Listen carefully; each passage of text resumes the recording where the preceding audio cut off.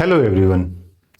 आज का वीडियो बहुत इंपॉर्टेंट होने वाला है उन सभी स्टूडेंट्स के लिए जो सीयूईटी यूजी 2026 का एग्जाम देने वाले हैं और economics as a domain subject आप लोगों ने सेलेक्ट किया है। आज के इस वीडियो में हम लोग डिस्कस करेंगे 90 डेज स्टडी प्लान। जी हाँ, 90 डेज में आप किस तरीके से चीजों को कवर अप कर सकते हैं। अब यहाँ पे मैं पहले ही एक चीज क्लियर कर दूं, बहुत सारे स्टूडेंट को शायद ये चीज नहीं पता होगा, आपका सिलेबस थोड़ा सा इंक्रीज कर दिया गया है। जी हाँ, सिलेबस इंक्रीज कर दिया गया है। पहले अगर 2025 तक के सिलेबस की अगर हम बात करते हैं तो 2025 में आपके सिर्फ एनसीईआरटी क्लास 12, जी हाँ, अगर आपने एनसीईआरटी क्लास 12 का कंप्लीट कर लिया होता। अब एनसीईआरटी क्लास 12 में दो डिफरेंट बुक है। पहला बुक है माइक्रो इकोनॉमिक्स, जिसमें consumer theory, theory of production and cost, general equilibrium, ये सारी चीजें पढ़नी है। और दूसरा हो जाता है आपका मैक्रो। अब लास्ट ईयर तक तो यही सिलेबस था। अब इस बार आपके क्लास 11th को भी इंक्लूड कर दिया गया है। जी हाँ, क्लास 11th के टॉपिक्स को भी इंक्लूड कर दिया गया है। तो इसके लिए अब आपको एनसीईआरटी क्लास 11th का भी पढ़ना पड़ेगा। अब नेक्स्ट मिस्टेक की अगर बात करें तो बहुत सारे स्टूडेंट इस चीज को कैपिटलाइज नहीं कर पाते हैं कि ये आपका ऑब्जेक्टिव टाइप एग्जाम है। ऑब्जेक्टिव टाइप मतलब आपके जो क्वेश्चंस होंगे ये एमसीक्यू होंगे। अब स्टूडेंट्स क्या करते हैं कि बहुत सारा स्टडी मटेरियल, लेक्चर नोट्स, यहाँ वहां यूट्यूब पे वीडियो तो देख लेते हैं, लेकिन क्वेश्चन प्रैक्टिस नहीं करते हैं। और जब तक आप क्वेश्चन प्रैक्टिस नहीं कीजिएगा, आपके ना कॉन्सेप्ट्स क्लियर होंगे, ना आपको ये पता चलेगा कि किस टॉपिक में आप ढंग से सॉल्व कर पा रहे हैं, किस टॉपिक के क्वेश्चंस को आप सॉल्व नहीं कर पा रहे हैं। थर्ड मिस्टेक अगेन बात करें तो पास्ट पेपर्स। बहुत सारे स्टूडेंट्स ये पास्ट पेपर्स को अच्छे से एनालाइज नहीं करते हैं, अच्छे से स्टडी नहीं करते हैं। एग्जाम टेजी की तरफ से 10 पास्ट पेपर्स दिया जा रहा है। जी हाँ, 10 डिफरेंट अलग अलग शिफ्ट में जो एग्जाम कंडक्ट कराए गए थे वो सारे पास्ट पेपर्स आपको प्रोवाइड किए जाएंगे along with NCERT chapter wise notes for both class 11th and 12th along with NCERT chapter wise question bank. जी हाँ, एग्जैक्टली जिस तरीके से सीयूईटी में क्वेश्चन पूछे जाते हैं उसी तरीके से हम लोगों ने पूरा क्वेश्चन बैंक क्रिएट किया है। तो इन सब चीज को आपको जो है कॉल मैसेज करना है ऑन द नंबर 8448878849 पे। अब पूरे स्टडी प्लान को अगर हम लोग देखें तो यहां पे हम लोगों ने 3 डिफरेंट फेज में डिवाइड कर दिया है। ठीक है, 90 डेज को। पहला 45 डेज आपका फाउंडेशन बिल्डिंग के रूप में आपको देखना है, जहां पे आपको हर एक टॉपिक को कवर अप करना है। बहुत सारे स्टूडेंट ये मिस्टेक कर देते हैं, वो हर एक टॉपिक को कवर नहीं करते। एक टॉपिक उनको लगता है कि ये चैप्टर मेरा स्ट्रांग है तो इसको कवर अप कर लिया, कोई दूसरे चैप्टर को वो छोड़ देते। तो ये मिस्टेक नहीं करना है। नेक्स्ट पार्ट में आपको फिर जो है फेज 2 की अगर बात करें तो जहां पे आपको बहुत सारे question bank, test series, past papers सब कुछ सॉल्व करना है। और हम लोग आपको हर एक सेट के पास्ट पेपर्स का एनालिसिस प्रोवाइड करेंगे, जहां पे वेटेज के रूप में ये भी समझना बहुत जरूरी है किस टॉपिक से कितने क्वेश्चन पूछे जाते हैं, कौन से ऐसे टॉपिक है जहां से इजी क्वेश्चन पूछे जा रहे हैं, किन से टॉपिक से डिफिकल्ट क्वेश्चन पूछे जा रहे हैं। और फिर 50 क्वेश्चन जो आपसे पूछे जाएंगे उस 50 को कैसे अटेम्प्ट करना है, तो इस सब चीज को ध्यान में रखना। फिर फाइनल रिवीजन है जहां पे आपको अगेन मॉक पेपर्स बहुत ज्यादा सॉल्व करने। तो इन सब चीज को हम लोग आपके पास डिस्कस करेंगे और इन्हीं चीज को हम लोग पूरे डिटेल में इस वीडियो को डिस्कस करने वाले हैं। और साथ में ये भी बताएंगे कि आपको टाइम कैसे मैनेज करना है, टाइम यूटिलाइजेशन कैसे करना है। और दूसरी चीज जो यहाँ पे आपको ध्यान में रखनी है, बहुत सारे स्टूडेंट भूल जाते हैं, ये 90 डेज में आपको हर एक टॉपिक को कवर अप करना है, ऑल टॉपिक्स। ये नहीं है कि एक टॉपिक छोड़ दिए दूसरा टॉपिक कवर अप कर लिए, वो काम नहीं करना है। क्यों? क्योंकि अगर आप क्वेश्चन के पैटर्न को देखते हैं तो हर एक टॉपिक से क्वेश्चन पूछे जाते हैं। और अगर आप प्लान कर रहे हैं डीयू जैसे टॉप यूनिवर्सिटी के टॉप कॉलेज में एडमिशन का, फॉर एग्जांपल हिंदू है, स्टीफेंस, हंसराज, केएमसी, तो इनमें आपको 250 जो इकोनॉमिक्स का टोटल एग्जाम के मार्क्स हैं, इसमें कम से कम 230 से 240 स्कोर करना पड़ेगा, क्योंकि बहुत सारे कट ऑफ जो है एबव 950 होते हैं। 950 स्कोर करने के लिए आपको कम से कम इकोनॉमिक्स, और बहुत सारे स्टूडेंट आउट ऑफ 250 में 250 भी स्कोर करते हैं, तो ध्यान से पढ़ेंगे, वो 250 स्कोर करेंगे, तभी आपका जो है टॉप कॉलेज में एडमिशन हो पाएगा। तो इस चीज को ध्यान में रखना है। अब यहां पे जो सिलेबस वाली पार्ट है, तो सबसे पहला तो आपका हो जाता है इंट्रोडक्टरी माइक्रो इकोनॉमिक्स, दूसरा इंट्रोडक्टरी मैक्रो इकोनॉमिक्स, और थर्ड हो जाता है आपका Indian economic development. So Indian economic introductory micro economics में आपके टोटल 4 टॉपिक्स हैं जो आपको कवर अप करना है, और इसके लिए बेस्ट बुक एनसीईआरटी, किसी चीज को रेफर नहीं करना है। एनसीईआरटी आपके लिए बेस्ट है, लेकिन हाँ एनसीईआरटी को पढ़ने का तरीका है। आपको एनसीईआरटी के चैप्टर से वो सारे इंफॉर्मेशन निकालने हैं जहां से क्वेश्चंस पूछे जाते हैं। पास्ट पेपर्स के साथ साथ आपको एनसीईआरटी के चैप्टर्स को समराइज करना पड़ेगा। इस चीज को समझना बहुत जरूरी है कि कौन से ऐसे टॉपिक है, कौन सा इंफॉर्मेशन इंपॉर्टेंट है उस चैप्टर में, जहां से क्वेश्चन निकल कर आते हैं, एमसीक्यू टाइप क्वेश्चन निकल कर आते हैं। इसमें 4 डिफरेंट टॉपिक है: introduction, consumer behaviour, production and cost, and market form, जहां पे आपके परफेक्ट कंपटीशन, मोनोपोली, इस टाइप के क्वेश्चंस पूछे जाते हैं। नेक्स्ट हो जाता है आपका introductory macro economics. Introductory macro economics में आपको टोटल 5 यूनिट है: national income, money banking, income determination, government budget and balance of payment. Balance of payment जहां पे आपको, जैसे अगर हम बात करते हैं इनकम डिटर्मिनेशन या गवर्नमेंट बजट, तो ये बेसिकली हम लोग क्लोज्ड इकोनॉमी के रूप में देखते हैं। और यहाँ पे आपके ओपन इकोनॉमी, जहां पे हम लोग एक्सटर्नल फैक्टर्स ले लेते हैं, जहां पे फॉरेन एक्सचेंज की बात आ जाती है, जहां पे बैलेंस ऑफ पेमेंट की, बैलेंस बजट मल्टीप्लायर, सब चीज को यहाँ पे देखना है। जब हम गवर्नमेंट बजट की बात करते हैं, इनकम डिटर्मिनेशन, किस तरीके से इनकम डिटरमाइन किया जाता है, aggregate income, aggregate demand, aggregate supply, ISLM curve, national income भी इंपॉर्टेंट हो जाता है। और हम लोग डिटेल में भी ये डिस्कस करेंगे। हर एक जो 5 यूनिट यहाँ पे दिया गया है, हर एक 5 यूनिट के ओवरव्यू को हम लोग यहाँ पे डिस्कस करेंगे। नेशनल इनकम में क्या इंपॉर्टेंट है, नेशनल इनकम में जैसे डिटर्मिनेशन ऑफ नेशनल इनकम की बात आती है, तो क्या क्या अलग अलग मेथड्स ऑफ इनकम डिटर्मिनेशन है, what are the components of each method. जब हम एक्सपेंडिचर मेथड की बात करते हैं, इनकम मेथड की बात करते हैं, तो वो सब चीज हम लोग यहाँ पे डिस्कस करेंगे। नेक्स्ट हो जाता है इंडियन इकोनॉमिक डेवलपमेंट। तो यहाँ पे 4 डिफरेंट यूनिट्स हैं: pre and post 1991 reform, current challenges, human capital, rural development, sustainable development, ये इंपॉर्टेंट हो जाता है। और फिर आपका एक इंट्रोडक्शन वाला सेक्शन आ जाता है। लास्ट में यहाँ पे आपको comparative development with India, China and Pakistan. तो जो आपको सिलेबस देखिएगा तो वहां पे स्पेसिफिकली मेंशन है जो नेबरिंग कंट्रीज है उनके साथ इंडिया का क्या डेवलपमेंट एक्सपीरियंस है इन ए कॉम्परेटिव मैनर, तो उस चीज पे भी क्वेश्चन पूछे जाएंगे। नेक्स्ट अब हम लोग यहाँ और एग्जाम ट्रेजी की तरफ से जो पूरे लेक्चर सीरीज लाया जाएगा, जहां पे हर एक चीज को हम लोग यहाँ पे डिटेल में डिस्कस करेंगे। अब यहाँ पे आपका पैटर्न क्या होना चाहिए, क्योंकि अगर आपने इस पैटर्न को मिस कर दिया तो आपका ओवरऑल प्रिपरेशन नहीं हो पाएगा। बहुत स्टूडेंट ये करते हैं सिर्फ क्वेश्चन बैंक सॉल्व कर लेते हैं, बहुत सारे होते हैं जो सिर्फ नोट्स पढ़ लेते हैं, लेकिन सिर्फ और सिर्फ नोट्स पढ़ने से नहीं होगा, क्वेश्चन सॉल्व करना पड़ेगा। प्लस आप ये सोचिएगा कि डायरेक्टली सिर्फ क्वेश्चन सॉल्व कर ले, नोट्स ना पढ़े, तो विदाउट नॉलेज आप क्वेश्चन को सॉल्व नहीं कर पाइएगा।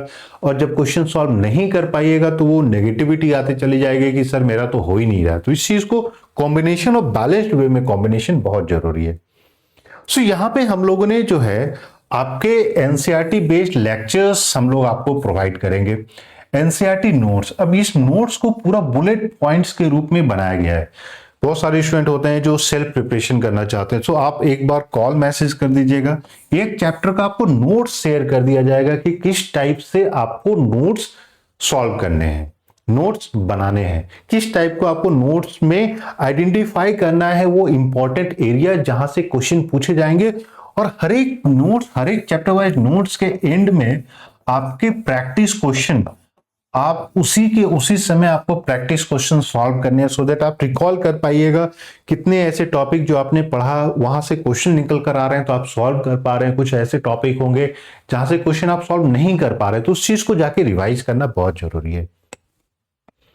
सो यहां पे हम लोगों ने अगर टाइम टेबल की पूरी बात की है, तो आपको 40% टाइम अपना प्रिपरेशन में देना है, रिवीजन में 30% टाइम और इवैल्यूएशन में 30% टाइम। सो बेसिकली आपका ये 70% टाइम जो है ये प्रिपरेशन। अब रिवीजन में वो सारे टॉपिक को आइडेंटिफाई कर लेना है जहां से आपने जब क्वेश्चन सॉल्व किया तो आपने मिस्टेक कर दिया। अब अगर आपने क्वेश्चन सॉल्व किया ही नहीं तो आपको पता ही नहीं चलेगा कि क्या रिवाइज करना, आप फिर क्या कीजिएगा, इसी में चीज में रिवाइज कर लिए। तो उस तरीके से चीजें नहीं हो सकती है। आपको ये आइडेंटिफाई करना है कि कौन कौन से ऐसे टॉपिक है जहां से आप मिस्टेक कर रहे हैं, उस पर रिवाइज करना है। अब वीक 1 में क्या करना है? वीक 1 में आपका आ जाता है इंट्रोडक्शन कंज्यूमर बिहेवियर। अब देखिए बहुत सारे ऐसे स्टूडेंट हैं जो ये बोलते हैं कि सर क्या पूरा का पूरा वीक देना है मुझे? जी नहीं, अगर आपने ऑलरेडी कंज्यूमर थ्योरी अच्छे से कवर अप कर लिया है तो पूरा का पूरा वीक देने की जरूरत नहीं है। आप इसमें अपने अनुसार से डेज को ऊपर नीचे कर सकते हैं। हम लोगों ने पूरा का पूरा वीक इसीलिए दिया है, क्यों? क्योंकि हर एक टॉपिक के आप चीजों को सॉल्व कर सके। आप यहाँ पे जब मान लीजिए हम लोगों ने यहाँ पे एमसीक्यू की बात की है, एग्जाम टेजी की तरफ से जो आपको 10 पास्ट पेपर्स आइडेंटिफाई, इसमें आइडेंटिफाई करना है कि कौन कौन से कंज्यूमर थ्योरी से क्वेश्चन पूछा गया है, उसको फिर आपको साथ बाय साथ सॉल्व करना है। अब यहाँ पे हम लोगों ने वीक 1 में इसलिए भी डाला है पूरा, क्यों? सो दैट आपके और भी सब्जेक्ट्स के एग्जाम होंगे, आपको उसके लिए भी प्रिपरेशन करना है, तो आप उस हिसाब से टाइम मैनेज कर सकते हैं। अब डिमांड एनालिसिस, अब जैसे हमने यहाँ पे वीक 2 में डाल दिया डिमांड एनालिसिस, तो आप इसको भी इंक्लूड कर सकते हैं बेस्ड ऑन योर प्रिपरेशन, जहाँ पे इलास्टिसिटी से क्वेश्चन पूछे जाते हैं, इलास्टिसिटी एंड प्राइस चेंज से क्वेश्चन पूछा जाता है, elasticity and producer surplus, consumer surplus, इससे क्वेश्चन पूछा जाता है। इन सब चीज को आपको कर लेना है। नेक्स्ट आ जाता है आपका प्रोडक्शन एंड कॉस्ट, और फोर्थ नंबर पे आ जाता है आपका परफेक्ट कंपटीशन एंड सप्लाई। अब जैसे यहाँ पे हम लोगों ने पूरा का पूरा एक मंथ डाल दिया है, 28 डेज है, 4 वीक है, तो आप चाहें तो इन सारे चीज को 2.5 वीक में भी कंप्लीट कर सकते हैं। इसका भी एक सेपरेट स्टडी प्लान हम लोगों ने डेवलप किया है, जहां पे रादर देन गिविंग वो सारे स्टूडेंट के लिए जो ऑलरेडी पहले से प्रिपेयर कर चुके हैं, तो उनको इतना समय देने की जरूरत नहीं है। आपको किस तरीके से कम टाइम एलोकेट करके आप काम कर सकते हैं, वो चीज हम लोगों ने बना रखा है, आपको शेयर करेंगे। अब वीक 5 है नेशनल इनकम, वीक 6 हो जाता है money banking and income, week 7 government budget, week 8 balance of payment and foreign exchange. ये पूरा नेक्स्ट मंथ हम लोगों ने रखा है पूरा का पूरा आपका मैक्रो इकोनॉमिक्स।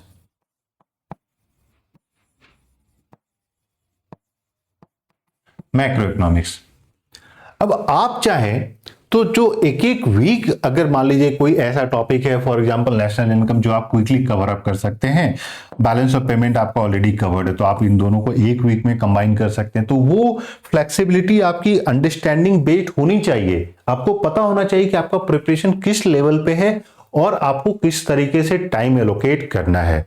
और ये तभी पता चलेगा जब आप पास्ट पेपर्स को, एक मान लीजिए 2025 के पास्ट पेपर्स को सॉल्व कर लीजिए। 2025 के पेपर्स को सॉल्व करने से ये क्लियर हो जाएगा कि एग्जिस्टिंग प्रिपरेशन लेवल आपका किस पोजीशन पे है। एग्जिस्टिंग में आप 50 क्वेश्चन में क्या 30 क्वेश्चन सॉल्व कर पा रहे हैं, 20 क्वेश्चन सॉल्व कर पा रहे हैं, 10 क्वेश्चन सॉल्व कर पा रहे हैं, तो उससे आपको पता चल जाएगा कि मेरा किस टॉपिक में कितना डेप्थ है, कितना अंडरस्टैंडिंग है। साथ में आप 2024 के भी क्वेश्चन पेपर को आप सॉल्व कर लीजिएगा, तो ये पता चल जाएगा कि क्या सेम टॉपिक पे आपके मिस्टेक्स हो रहे हैं, क्या अलग अलग टॉपिक से आपको प्रॉब्लम हो रही है। ये ओवरऑल एनालिसिस से आपको क्लियर हो जाएगा। अब यहाँ पे वीक 8 to 10 में हम लोगों ने यहाँ पे डाल दिया है इंडियन इकोनॉमिक डेवलपमेंट क्लास 11 का।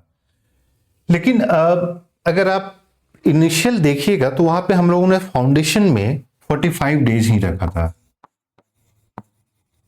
45 डेज मतलब 6.5 वीक, और इसी 6.5 वीक को आपको लेकर चलना है।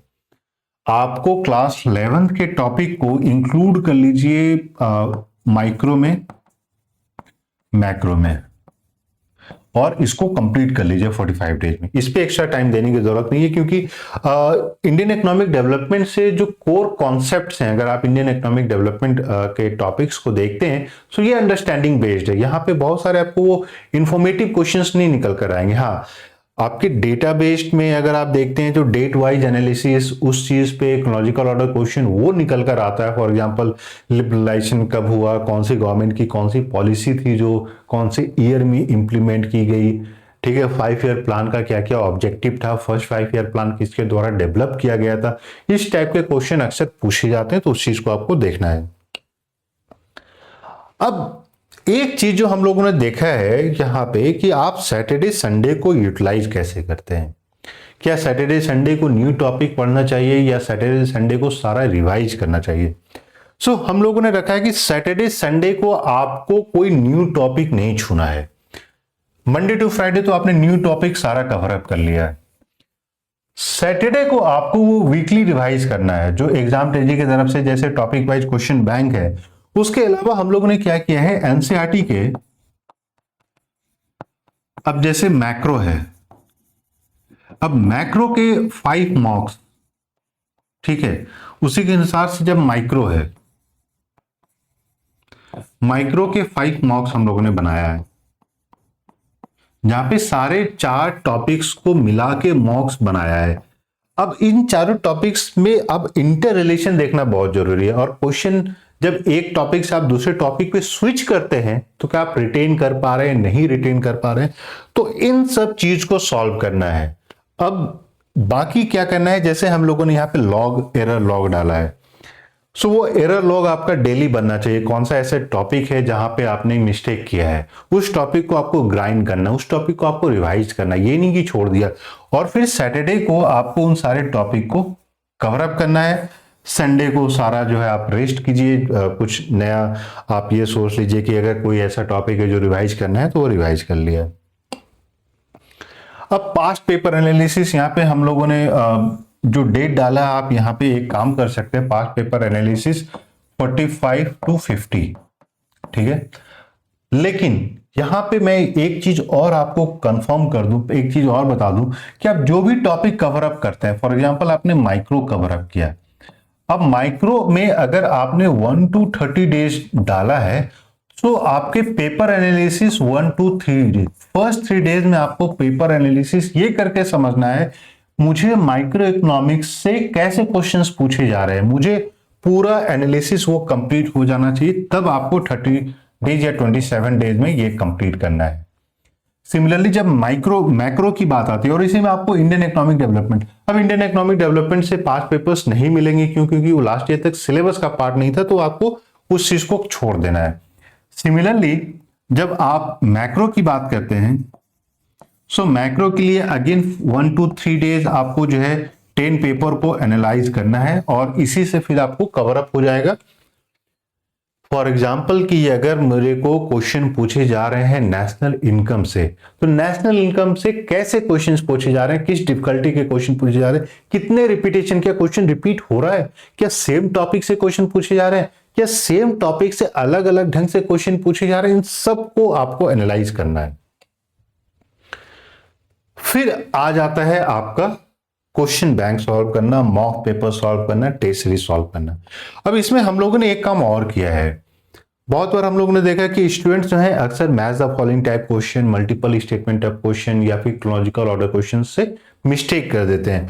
तो इसीलिए हम लोगों ने 4 to 5 set different types of question paper हम लोगों ने डेवलप किया है, जहां पे मैच द फॉलोइंग के मैच टाइप क्वेश्चंस जो है अराउंड 50 होंगे हर एक सेट में, और ये 4 to 5 सेट होगा जहां पे आप सिर्फ और सिर्फ match the following type question solve कर रहे हैं कि मैच द फॉलोइंग में कहीं से भी क्वेश्चन पूछ लिया गया, आपके कोई मिस्टेक नहीं होंगे। सिमिलरली आपके क्रोनोलॉजिकल ऑर्डर क्वेश्चन या मल्टीपल स्टेटमेंट टाइप क्वेश्चन, आप इस डेट्स को इग्नोर कर सकते हैं, इस डेट को रिप्लेस कर सकते हैं आप बिटवीन लेट से 65 to 85 डेज में, ठीक है। लास्ट के 5 डेज को complete revision, complete question bank सिर्फ चेक करना है, complete test series, complete past paper revision, last के 5 डेज को उस चीज के लिए रख दीजिए। अब एक चीज जो हम लोगों ने देखा जो बहुत बार रिपीट होता है, कौन कौन से टॉपिक से, ऐसे हम लोग इस पे सेपरेट वीडियो भी डालेंगे जहां पे आपको हर एक ईयर के हर एक शिफ्ट के क्वेश्चन पेपर हम लोग डिस्कस करने वाले हैं, और ये भी आपको बताएंगे कि कहां कहां से आपको किस तरीके से वेटेज डालना है, कौन से चैप्टर से कितना वेटेज है। लेकिन अब हम लोग ने देखा है कि माइक्रो इकोनॉमिक्स से रफली आपके 15 से 20 क्वेश्चन पूछे जाते हैं, ठीक है। अब मैक्रो इकोनॉमिक्स से 20 to 25, अब यहां पे इंडियन इकोनॉमिक डेवलपमेंट में अभी तक पास्ट पेपर्स हम लोगों ने देखा नहीं है, लेकिन पैटर्न को देख के लगता है कि मान के चलिए कि आप यहां से 10 to 15 क्वेश्चन भी एक्सपेक्ट कर सकते हैं, क्योंकि ये नहीं है कि इसका वेटेज ज्यादा है उसका वेटेज ज्यादा है, सिलेबस में उस टाइप की कोई चीजें नहीं दी गई है। अब कौन कौन से हॉटस्पॉट हैं, वो सारे एरिया जहां से क्वेश्चन पूछे जाते हैं, elasticity, cost curve, total cost, average, marginal, ये सारे क्वेश्चन पूछे जाते हैं। हम लोग पूरे चैप्टर वाइज हम लोग ये भी आपको बताएंगे कि कौन कौन से टॉपिक है जहां से अक्सर क्वेश्चन पूछे जाते हैं। अगर मैक्रो इकोनॉमिक्स की बात करते हैं तो नेशनल इनकम न्यूमेरिकल्स आपको सॉल्व कर लेना है, ठीक है। बजट मल्टीप्लायर, बजट डिफिसिट अलग, there are different types of deficit, तो उसको भी देख लेना है। अगर इंडियन इकोनॉमिक डेवलपमेंट तो LPG reform, liberalisation, globalisation, privatisation reform से human capital, comparative states, for example Pakistan का ग्रोथ रेट, बांग्लादेश का, चाइना का किस तरीके से रहा है, उन सब चीज को देख लेना है। अब क्वेश्चन जब भी हम सॉल्व करते हैं तो उसमें हम टाइम मैनेज नहीं करते। एग्जाम में आपको 60 मिनट मिलेंगे, सो क्या आप अभी जब प्रिपरेशन कर रहे हैं तो वो हर एक क्वेश्चन पे मुझे 50 क्वेश्चन है तो कितना समय एलोकेट करना चाहिए, ठीक है। सो पहला 30 मिनट्स आपका वो होना चाहिए जो आपको फटाफट इजी लग रहा है, जिसके आंसर आप जानते हैं। इसमें आपकी न्यूमेरिकल नहीं होनी चाहिए, जिसके आंसर आप जानते हैं, जो सिंपल एमसीक्यूज होते हैं या क्रोनोलॉजिकल ऑर्डर या match the following type question, जहां पे एक दो क्वेश्चन को देख के, एक दो ऑप्शन को देख के आप पता कर सकते हैं कि हाँ ये ऑप्शन करेक्ट है।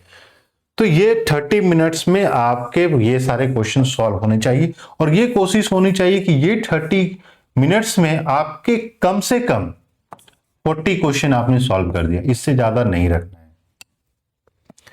नेक्स्ट बच गया 10 क्वेश्चन जो आपको लगता है डिफिकल्ट है, और यहीं पे अगर मान लीजिए आपने सिर्फ और सिर्फ 20 क्वेश्चन सॉल्व किया है तो इसके लिए मैक्सिमम आपके पास 15 से 20 मिनट्स ही होना चाहिए।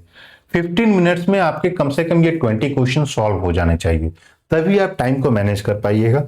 नेक्स्ट हो जाता है आपके डिफिकल्ट क्वेश्चन को पहले देख लेना है 15 मिनट्स में, जहां पे आपके पास 10 क्वेश्चन हैं तो इसको 15 मिनट्स में कवर कर लेना है। और नेक्स्ट एक आ जाता है जहां पे आप जो ऑलरेडी क्वेश्चन कर चुके हैं उसको रिव्यू कर लिया। थर्ड है फाइनल ओएमआर रिवीजन, जो लास्ट के 5 मिनट से। बहुत सारे स्टूडेंट क्या करते हैं कि इसको टाइम मैनेज नहीं कर पाते हैं, और ये ऑनलाइन एग्जाम होने वाला है, कंप्यूटर बेस्ड एग्जाम होने वाला है, तो आपके पास वो टिक टिक टिक टिक घड़ी चलती रहेगी, आपके पास पता चलेगा कि कितना टाइम आपके पास है। अब एक चीज हमने ये देखा है, जब पेपर बेस्ड एग्जाम होता था तो बहुत सारे स्टूडेंट ये करते थे कि फटाफट चैप्टर पेज पलट के ना वहां टिक लगा दिए कि कौन कौन से क्या क्या है, मैं फटाफट। अब यहाँ पे आपका ना एक बार में एक क्वेश्चन पूछा जाएगा, तो आप क्विकली ये नहीं सोच सकते कि 50 क्वेश्चंस मैं पहले देख लूं, नहीं, वो गलती मत कीजिएगा। क्यों? क्योंकि 50 क्वेश्चन को सिर्फ देखने के चक्कर में आपके 5 मिनट चले जाएंगे, सो ये काम नहीं करना है, ठीक है। सो जो फाइनली अब आ जाता है कि किस तरीके से प्रिपरेशन करनी चाहिए, किस ऑब्जेक्टिव के साथ प्रिपरेशन करनी चाहिए। सो पहला फेज 1 में है जहां पे आपको लेक्चर्स देखना है, ठीक है, और क्विकली चीजों को रिवाइज करना है। एग्जाम ट्रेजी की तरफ से हर एक चैप्टर बाय चैप्टर हम लोग जो है पूरा लेक्चर नोट्स आपको प्रोवाइड करेंगे, चैप्टर बाय चैप्टर पूरा lecture videos, detail videos provide किया जाएगा। सेकेंड नंबर पे आ जाता है हाइलाइट्स फॉर्मूला। इंपॉर्टेंट कौन कौन से टॉपिक्स हैं, आपने जिस चैप्टर से समरी आपको बना लेना, आपको अपने नोट्स भी बनाने हैं, और वो नोट्स आपका एक पेज से ज्यादा नहीं होना चाहिए। थर्ड हो जाता है question bank, easy, medium, difficult. तो मैंने जैसे बताया कि उसमें डिफिकल्ट क्वेश्चन सेपरेटली हम लोग आपको शेयर करेंगे, और जो भी क्वेश्चंस आपसे गलत हो रहे हैं उस चीज का आपके पास लॉग होना चाहिए। और फिर फाइनली है आपको वीकली इवेल्युएट करना है।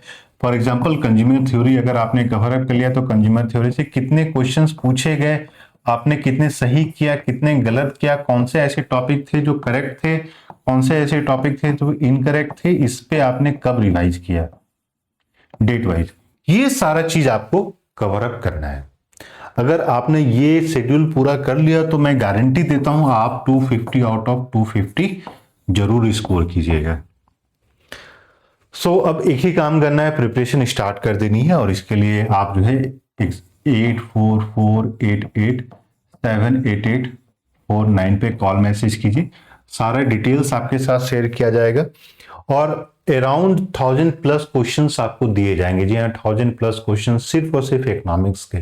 तो शायद ही कोई ऐसा टॉपिक होगा, कोई ऐसा लाइन होगा एनसीईआरटी का जहां से क्वेश्चन नहीं आया है और आपने उन सारी चीज़ों को नहीं सॉल्व किया। सो आप न्यू हो चैनल पे तो प्लीज़ चैनल को सब्सक्राइब कर लें, नोटिफिकेशन बेल भी दबा लें। इसके साथ आपके पास कोई क्वेश्चन है, क्वेरी है, तो आप कॉल मैसेज करके पूछ सकते हैं and will be sharing all the details. So thank you and we wish you all the